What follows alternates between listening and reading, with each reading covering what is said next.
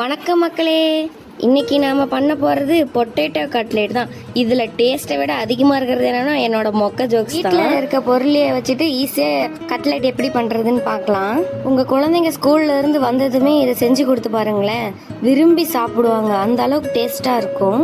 இன்னும் நம்ம வீடியோவை நீங்கள் சப்ஸ்கிரைப் பண்ணாமல் பார்த்துட்டு இருக்கீங்கன்னா சப்ஸ்கிரைப் பண்ணிக்கோங்க. கீழே இருக்க பெல் ஐக்கானையும் கிளிக் பண்ணிக்கோங்க, லைக்கும் பண்ணிடுங்க. வாங்க வீடியோக்குள்ளே போகலாம். உருளைக்கிழங்க வேக வச்சு எடுத்துக்கலாம். வந்ததும் மோர் டென்ஷன் ஆகும். ஐபிஎல் லாஸ்ட் ஓவரில் டோனி பேட்டிங் பண்ண மாதிரி குக்கர் விசில் சவுண்டு வருதுடா சாமி. விசில் அடங்கினதும் உருளைக்கிழங்க எடுத்து தோல் ஒழிச்சு எடுத்து வச்சுக்கலாம். உருளைக்கிழங்கு தோல் ஒழிக்கிறப்ப நான் யோசித்தேன், நான் சமையல் பண்ணுறேனா இல்லை உருளைக்கிழங்கு க்ளீன் பண்ணுற கம்பெனி ஸ்டார்ட் பண்ணுறதா இல்லையான்னு சொல்லிட்டு நான் யோசிச்சுட்டு, உருளைக்கிழங்கு தோல் ஒழிக்கிறது நம்ம பண்ணுற வேலை இல்லைங்க. உருளைக்கிழங்குக்கு ஹேர் கட் பண்ணி வர்ற பார்பர் ஷாப் வேலை மாதிரி நம்ம பண்ணிகிட்டு இருக்கோங்க. இதில் இருக்க உருளைக்கிழங்கு தோல் எல்லாத்தையும் வெளியே எடுத்து போடுற வரைக்கும் நான் தான் ஒரு வேஸ்ட்டு மேனேஜர். தோல் ஒழிச்ச உருளைக்கிழங்க இப்போ நம்ம மேஷ் பண்ணி எடுத்துக்கலாம். உருளைக்கிழங்க நான் மேஷ் பண்ணுறப்ப எனக்கு அப்படியே ஸ்ட்ரெஸ் ரிலீஃப் ஆயிரும். இந்த உருளைக்கிழங்க மேஷ் பண்ணுறது ஒரு சமையலே இல்லை. இந்த உருளைக்கிழங்குக்கு நான் பாக்ஸிங் ட்ரைனிங் கொடுக்குற மாதிரி இருக்குது. இப்போ மேஷ் பண்ண உருளைக்கிழங்கு வந்துட்டு ஓரமாக எடுத்து வச்சுக்கலாம். இன்னொரு பக்கம் 3 முட்டையை உடச்சி ஊற்றிக்கலாம். இந்த எக்கை கையில் எடுத்தோடனே தான் தெரியுது இது ஒரு எக்கே இல்லை, ஒரு வேர்ல்டு ரெக்கார்டை உடைச்ச மாதிரி இருக்குது. இந்த எக்கு உடைக்கிறப்ப நாம் மட்டும் தான் ஸ்ட்ரகுள் பண்ணோன்னு இல்லை, இந்த எக்கும் யோசிக்கும் மனசுக்குள்ள, இவன் உடைப்பானா இல்லை ப்ரிசர்வ் பண்ணுவானா அப்படின்லாம் யோசிக்கும் எக்கு. நம்ம லைஃப் மாதிரி தான்டா இந்த எக்கும். உடைக்கும் போது மிஸ் ஆகும், ஆனால் குக் பண்ணும்போது சூப்பர் டேஸ்ட்டாக இருக்கும். இப்போ உடைச்ச முட்டையெல்லாம் பீட் பண்ணி எடுத்துக்கலாம். இங்கே நான் சமையல் பண்ணுறேனா இல்லை ஒலிம்பிக் போட்டிக்கு ப்ரிப்பேர் பண்ணுறேனான்னு எனக்கே ஒன்றும் புரியல. பண்ணுறப்ப கையெல்லாம் வலி எடுத்துருச்சு. சரி 5 நிமிஷம் எக்கை பீட் பண்ணிட்டேன். இப்போ நானும் எக்கும் 2 பேரும் எக்ஸாஸ்டடாக இருக்கோம். கடைசியாக நான் எக்குக்கு சொன்ன மாதிரி நீ சாஃப்ட் ஆகிடுடா, நான் இப்போ ப்ளஃபியாக வாங்கி ஆம்லெட் சூப்பர் ஹிட் கொடுப்பேன் தெரியுமா. லைஃபும் எக் பீட் பண்ணுறது மாதிரி தான், ரொம்ப குழப்பமாக இருக்கும். ஆனால் அதுதான் சாஃப்டாக மெல்ட் ஆகி டேஸ்டியாக ரிசல்ட் கொடுக்கும் தெரியுமா. அந்த எக்கில் நம்ம வேக வச்சு மசிச்சு வச்சுருந்த உருளைக்கிழங்க வந்துட்டு அதில் போட்டுக்கலாம்.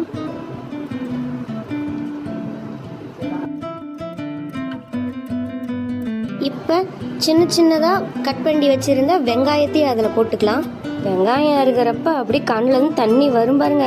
அப்போ தான் தெரியும் நான் சமையல் பண்ணுறேனா இல்லை லவ் ஃபெயிலியர் ஆயிடுச்சுன்னு ஃபீல் பண்ணுறேனான்னு அப்போ தான் தெரியும். வெங்காயம் போட்டதுக்கப்புறம் பொடியாக நறுக்கி வச்சுருந்த தக்காளியை அதில் போட்டுக்கலாம். இப்போ பொடிகள்லாம் ஆட் பண்ணிக்கலாம்.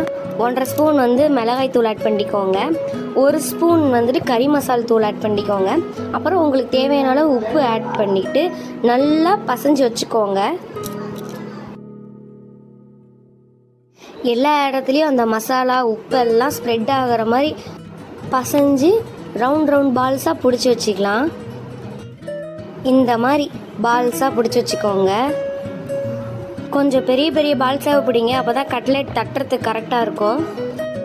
உருண்டை பிடிக்கிறப்ப யோசித்தேன், நான் குக்கா இல்லை க்ளே ஆர்டிஸ்டான்னு.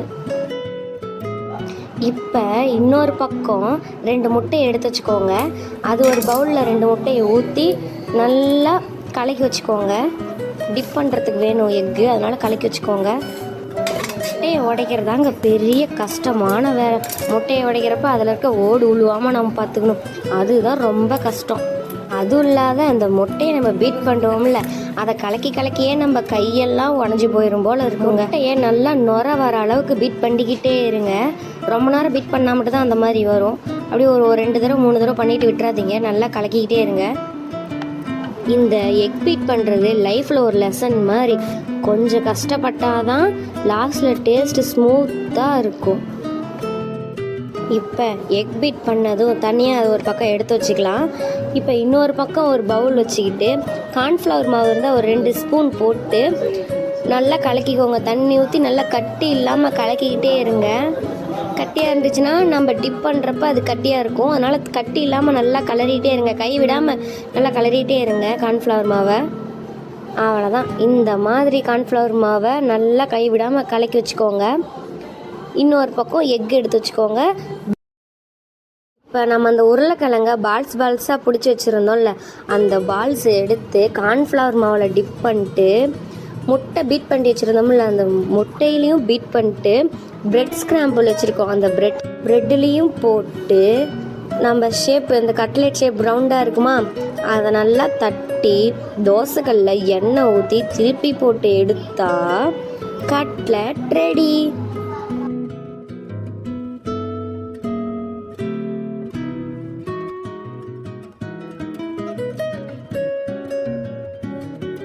இதே ஷேப்பில் நம்ம உருண்டை பிடிச்சி வச்சுருக்க பால்ஸ் எல்லாத்தையுமே தோசைக்கல்ல போட்டு எடுத்துக்கலாம்.